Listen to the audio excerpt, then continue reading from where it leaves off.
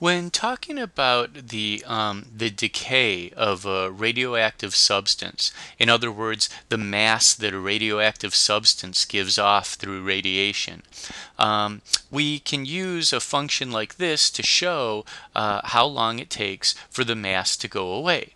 Now, there's this common term, it's called half-life, and the half-life of a substance, half-life, there we go.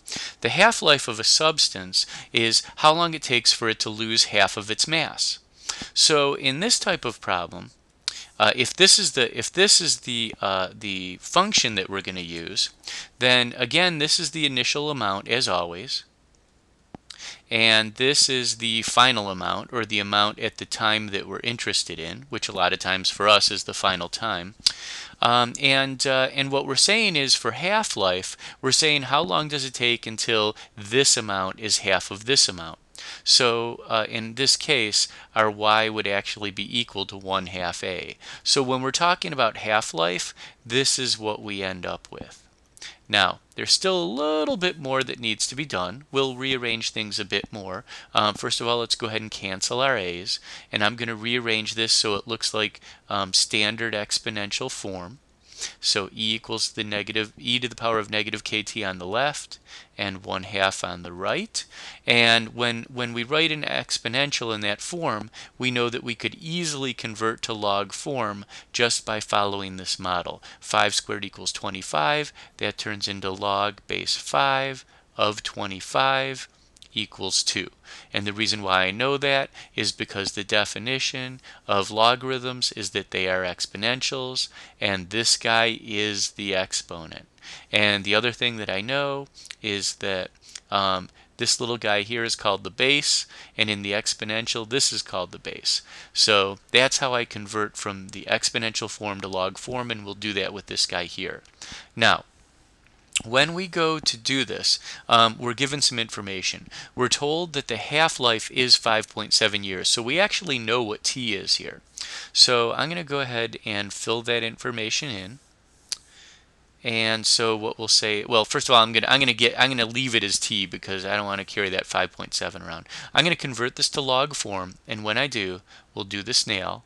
We'll say start with log base e of log base e of 1/2, and that is equal to whatever the exponent is. Log base e of 1/2 is equal to negative kt. So that'll be negative kt. Now, in this problem, they want us to find the value of k.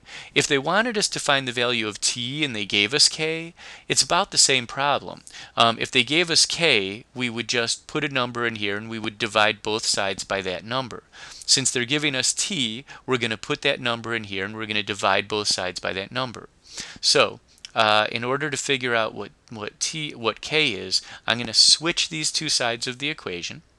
And when I do, I get negative. I'm looking for k. We know that t is 5.7, so I'll plug that in. And that's equal to this guy, log base e of 1/2. We can rewrite that as ln of 1/2. And it's really good to write that in that way because now I know I can just punch a button on my calculator and do ln of 0.5, and I've got that number. Let's see here. Now I want to get k all by itself. So we will divide both sides by negative 5.7. And when we do, we end up with k equals ln of 1/2 divided by negative 5.7. And let's just see what that turns out to be.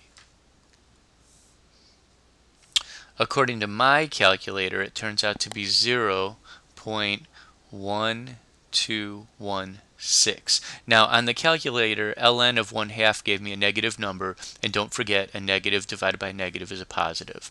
So in this case, what the problem was asking for was find the value of k, and that's exactly what we did. So yay, we're done today.